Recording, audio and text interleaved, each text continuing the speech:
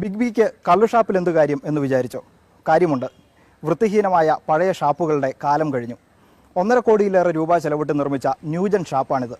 കാശെറിഞ്ഞാൽ ഇന്നത്തെ കാലത്ത് ബിസിനസ്സിൽ നിന്ന് കാശ് വാരാം, അത് കള്ളുഷാപ്പിൽ നിന്നായാലും.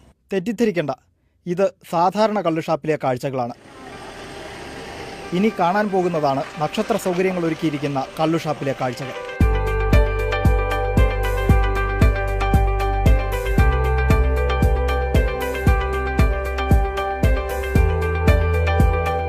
മൂന്ന് മാസം മുമ്പാണ് ഈ ഷാപ്പ് തുറന്നത്. ഷാപ്പിന്റെ പേരും മനോഹരം, വനറാണി. സ്ഥലം കോട്ടയം ജില്ലയിൽ മുണ്ടക്കയത്തിനടുത്ത് കോരുത്തോട്. ഒരു റേഞ്ചിൽ ഒരു ഷാപ്പെങ്കിലും മനുഷ്യന് കയറാവുന്ന തരത്തിൽ വൃത്തിയായി സൂക്ഷിക്കുക എന്ന കരുതലോടെ സംസ്ഥാന സർക്കാർ തുടങ്ങിയ മാതൃകാ കള്ളുഷാപ്പ് പദ്ധതിയുടെ ഭാഗമായാണ് വനറാണിയുടെ പിറവിയും.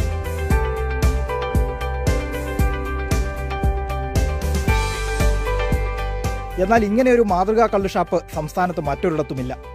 AC മുറിയും വൃത്തിയുള്ള കോട്ടേജുകളും മനോഹരമായി സൂക്ഷിച്ചിരിക്കുന്ന ഇടനാഴികളും എല്ലാം ചേർന്ന് കള്ളുഷാപ്പ് എന്ന് തോന്നാത്ത തരത്തിലാണ് നിർമ്മാണം. 25-30 വർഷമായിട്ട് ഈ ഫീൽഡിൽ ഇങ്ങനെ കള്ളുഷാപ്പുകൾ നടത്തി വരുന്ന ആൾക്കാരാണ്. അപ്പോൾ ഗവൺമെൻറ് ഈ തകർച്ചയിലോട്ട് പോയ കള്ളു വ്യവസായത്തെ സംരക്ഷിക്കുന്നതിൻ്റെ ഭാഗമായിട്ടാണ് ഇങ്ങനൊരു മാതൃകാ കള്ളുഷാപ്പിൻ്റെ രൂപം സർക്കാർ അവതരിപ്പിച്ചത്. അപ്പോൾ അത് ഈ കോൺട്രാക്ടർമാർ ഉൾക്കൊണ്ടുകൊണ്ട് കോൺട്രാക്ടർമാർ നല്ലൊരു ഭക്ഷണവും ഇരിപ്പിടവും സൗകര്യങ്ങളും വെടിപ്പും വൃത്തിയുള്ള ഘട്ടങ്ങളൊക്കെ ആണെന്നല്ല അതിനെപ്പറ്റി ആലോചന നടത്തിയപ്പോഴാണ് ഇങ്ങനെ ഒരു താല്പര്യം മനസ്സിലോട്ട് വന്നതും. അപ്പോൾ അത് നടത്താനുള്ള സന്തോഷത്തോടു കൂടിയാണ് ഇങ്ങനെ ചെയ്ത്.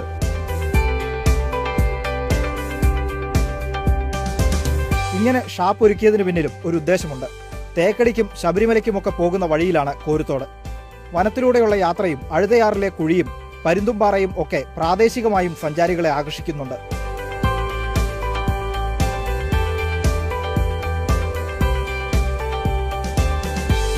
മദ്യപന്മാരുടെ ശല്യമില്ലാത്ത തരത്തിൽ ക്രമീകരിച്ചിരിക്കുന്നതിനാൽ വിനോദയാത്രയ്ക്ക് പോകുന്ന സംഘങ്ങളെയും കുടുംബങ്ങളെയും ഒക്കെ ഭക്ഷണം കഴിക്കുന്നതിനായി ആകർഷിക്കാൻ സാധിക്കും. അവധി ദിവസങ്ങളിൽ നിരവധി കുടുംബങ്ങൾ ഭക്ഷണം കഴിക്കാൻ എത്തുന്നുണ്ടെന്ന് അജയകുമാർ പറയുന്നു. ഫാമിലികളെന്ന് പറഞ്ഞാൽ ഇപ്പോൾ നമ്മുടെ ഈ ടൗൺ ഏരിയയിൽ ജീവിക്കുന്ന ആൾക്കാരെ സംബന്ധിച്ചിടത്തോളം അവർക്ക് കുട്ടികൾ കാരണം പറഞ്ഞാൽ ഈ കെട്ടിടത്തിൽ മാത്രം ഒതുങ്ങി കഴിയുന്ന രീതിയാണ്. അപ്പോൾ ഇതുപോലൊക്കെയുള്ള പ്രദേശങ്ങളായി കഴിയുമ്പോൾ ഇവിടെ പല കാഴ്ചകളുണ്ട്. ഒന്നാമത് വനപ്രദേശമാണ് ഇവിടെ. നമ്മുടെ ഒരു 2 കിലോമീറ്റർ ചുറ്റളവ് മാറിക്കഴിഞ്ഞാൽ ഈ ശബരിമലയായിട്ട് ബന്ധപ്പെട്ട വനങ്ങളുണ്ട്.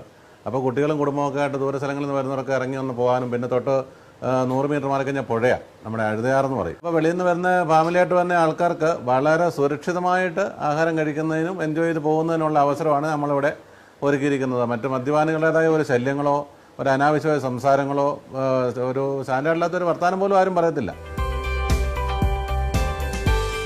ഓണം, ദീപാവലി, ക്രിസ്മസ് തുടങ്ങിയ ആഘോഷ ഉത്സവ അവസരങ്ങളിലാണ് തിരക്കേറിയും.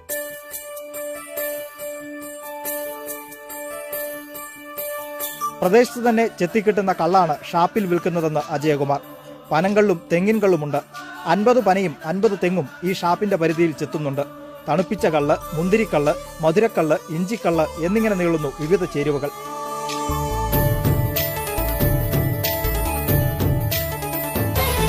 ഷാപ്പിലെ ഭക്ഷണം രുചിയുടെ കാര്യത്തിൽ പ്രശസ്തമാണല്ലോ. വൈവിധ്യമാർന്ന ഭക്ഷണ വിഭവങ്ങളാണ് വനറാണിയിലും ഒരുക്കിയിരിക്കുന്നത്. ഈ ഭക്ഷണം കഴിക്കുന്നതിന് തന്നെ വരുന്നവർ ഏറെയുണ്ട്.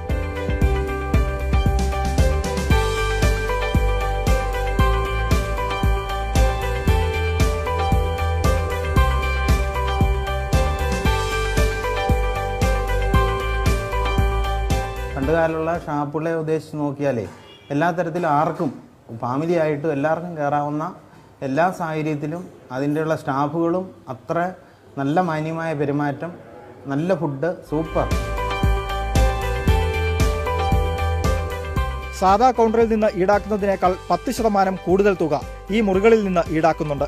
അതുകൊണ്ട് വരുമാനം കൂടിയിട്ടേ ഉള്ളൂ എന്ന് അജയകുമാർ പറയുന്നു. ശരാശരി 30,000 രൂപയുടെ കച്ചവടം നടക്കുന്നുണ്ട്. ഇത് 500,000-ലേക്കും 1,00,000-ലേക്കും വരെ ഉയരാറുമുണ്ട്.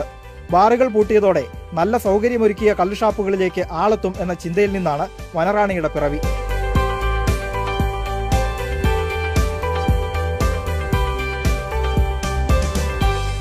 കേരളത്തിലെ ഷാപ്പുകളുടെ മുഖഛായാ മാറ്റത്തിന്റെ തുടക്കമാകുമോ വനറാണി എന്നാണ് അറിയേണ്ടത്.